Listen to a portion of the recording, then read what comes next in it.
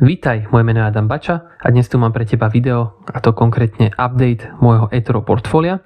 Od posledného updateu prešli vyše 3 roky, je to konkrétne približne 3,5 roka, odkedy som vydal posledné video.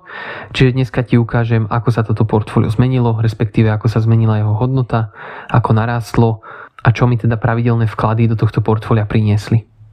Aktuálna hodnota portfólia je $60 300, z toho približne 36 000 sú vklady a 24 000 je nezrealizovaný zisk. Nakoľko patrím aj k Popular Investor programu na eTore, tak si môžeme ukázať aj štatistiky tam. Momentálne som teda stále na úrovni Champion, to som bol teda aj vtedy, ak sa nemýlim, a aktuálny počet kopírovačov je 48, z toho ale 3 kopírovači sa pridali za posledných 30 dní a dlho tam bolo naozaj že 45 kopírovačov a to číslo sa nejako ani moc nemenilo. Nakoľko som nebol tak aktívny, tak vlastne nemal som ani ako tých nových kopírovačov prilákať. Aktívny som bol teda na eTore, ale na YouTube som nebol aktívny a s veľkým množstvom kopírovačov som si vlastne písal pravidelne buď cez Instagram, alebo cez Facebook, alebo cez maily. To nebol problém. No a celková hodnota kopírovania je teda aktuálne 185 000. No a tým, že väčšina kopírovačov to teda držala dlhodobo a teda aj teraz momentálne teda trhy rastú, čiže tí poslední teraz sa už dostali do plusu, tak máme profitabilitu kopírovačov 100%. Naozaj je to ale dosiahnuté hlavne tým, že tí ľudia sú tam dlhodobo. Vidíš, že vlastne priemerný deň je že vraj 1500 dní, to mi príde až veľa, myslím si, že je to reálne menej. Ale takto teda píšu, že 1500 dní. Čiže to už je naozaj dostatočne dlhá doba, aby sa spamätali aj rôzne prepady a keď pravidelne vkladaš peniaze, tak si tú cenu krásne priemeruješ, či už je teda trh hore alebo dole a vytvára si tam taký akoby postupne profitový vankúš, že aj keď príde nejaký prepad, tak nejdeš do minusu, iba sa ti zníži vlastne zisk. Keď si to teraz teda pozrieme, tak tu mám screenshot, respektíve obrazovku z posledného videa, to bolo teda konkrétne investičné portfólio číslo 65 a vtedy môžeš vidieť, že hodnota portfólia bola približne 15 000, z toho 14 000 boli vklady, respektíve 14 500, keďže ešte tuto nebolo nakúpené za cash, ktorý som vkladal ten mesiac a profit bol približne $518. Keď si to porovnáme s tým dneškom, tak dneska už je tam navkladané približne tých 36 000, čo je teda nárast o nejakých 22 000 od toho posledného videa, ak teda nerátam ten cash, ktorý tam bol. A to znamená, že za každý dolár, ktorý som vložil, tak sa mi podarilo za tie 3,5 roka vytvoriť $1 zisku, viac ako $1 zisku. Čiže za každý dolár, ktorý som vložil, som dostal keby druhý dolár v nezrealizovanom zisku. Samozrejme, je to stále nezrealizovaný zisk, môže to stúpať, môže to klesať, respektíve vidíš, aj stále to stúpa, klesa, hýbe sa, to je to proste akciový trh. Ale ja k tomu trhu pristupujem dlhodobo, čiže naozaj teraz už ten zisk, aj keď je teda nezrealizovaný, tvorí veľkú časť toho portfólia.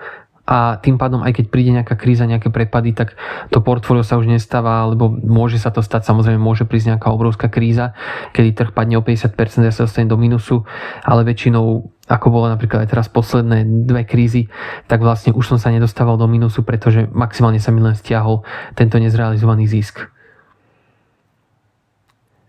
Niekto by povedal, že prečo to teda nepredať a nenakúpiť zase znova, keď to padne a podobne, ale nikto nevie, kedy to padne. Netreba vôbec časovať ten trh, treba proste len byť čo najdlhšie na tom trhu a začať čo najskôr. Ako hovorím, pravidelne vkladať. Každý jeden mesiac počas tých 3 rokov som vkladal peniaze, vždycky som teda o tom dával vedieť aj kopírovačom, čiže vedeli, mohli vkladať oni tiež ďalšie peniaze, respektíve momentálne to kopírovanie už tak funguje, že vkladať môžete peniaze hocikedy, pretože jednotlivé pozície sa rozkladajú podľa percent. Čiže keď ja mám v danej spoločnosti napríklad 10% zastúpenie, tak aj tomu kopírovačovi to nakúpi za 10% hodnoty, ktorú tam on dá. Čiže momentálne to už nie je tak, ako to bolo pred tými 3-4 rokmi, že ste si vyberali, či chcete dávať do nových pozícií, do starých pozícií a podobne. Momentálne len vlastne navyšujete celkovo ako keby ten vklad, ktorý tam máte a ten sa automaticky prerozdeľuje. Keď sa ale ešte vrátim k tomu porovnaniu, tak vidíš, že vlastne z tých 15 000, čo bola celková hodnota vtedy, to momentálne stúplo už na 60 000, čo je teda zase zapričené tým, že pravidelne som vkladal, ale samozrejme aj tie pozície mali viac času na to dostať sa do nejakých ziskov, plusov, postupne rástli a vlastne vyšiel to celkovú hodnotu toho portfólia.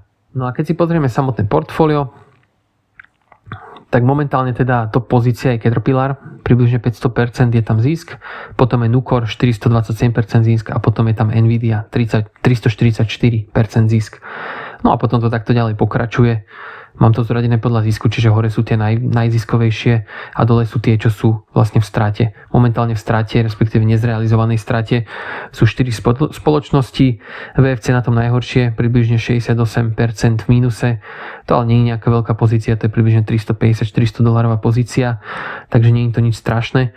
Potom je tam Adobe, to už je trošku väčšia pozícia, ale verím, že to Adobe sa z toho spamätá, že proste pôjde krásne hore, takže je to proste dočasná strata, tak ako môže byť nejaký dočasný zisk, tak môže byť dočasná strata. Čiže zase treba len proste dlhodobo držať, priemerovať cenu a pokiaľ naozaj ten biznis je dobrý, preverený a nehrozí mu nejaký teraz krach, že je na trhu niečo strašné, tak treba si len spriemerovať cenu, dať tomu čas a ono to pôjde hore. Potom tu máme AT&T a ešte Roper. No a samozrejme to portfólio sa za tie 3 roky aj trošku zmenilo.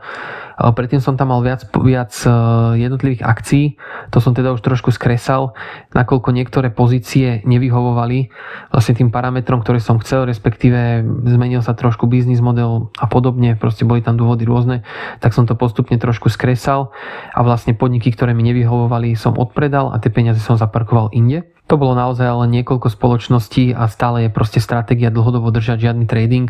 Aj všetko, čo som predal, bolo vždycky držané minimálne rok, respektíve väčšina bola držaná 2 až 3 roky. Čo sa teda týka nejakých štatistík, ako sa portfóliu darilo za tie posledné 3 roky, respektíve v roku 2019 som začal, takže až do roku 2019 si vieš pozrieť na mojom profile jednotlivé zisky, prípadne straty. Konkrétne celoročná strata bola iba v roku 2022, kedy to bol minus 7,18% a nasledujúce roky to rástlo. Aj tento rok zatiaľ to vyzerá tak, že je to v pluse 15,5%, takže uvidíme, ako skončí samotný rok. Čo sa týka nejakého porovnania, ja sa síce veľmi rád porovnávam, ale keď to porovnáme teda s S&P 500, čo je taký benchmark klasický, tak momentálne sa teda darí ju prekonávať a docela pekne aj momentálne teda za posledný rok to robí 46% versus 27%. Všetky štatistiky si môžete pozrieť u mňa na profile, to nie je problém. Dobre, to by bolo z tohto videa všetko, bolo také rýchle zhrnutie. Najbližšie budem nakúpať približne za nejaké 2 týždne. Keby ste mali záujem, tak môžem vám z toho robiť video. Ak sa ti teda toto video páčilo, budem veľmi rád, keď mi zanecháš like, aby som vedel, že to má ešte zmysel robiť. A keď náhodou si tu nový, nemáš tu ešte odber, budem rád, keď mi aj dáš odber a počujeme sa pri ďalšom videu. Čau.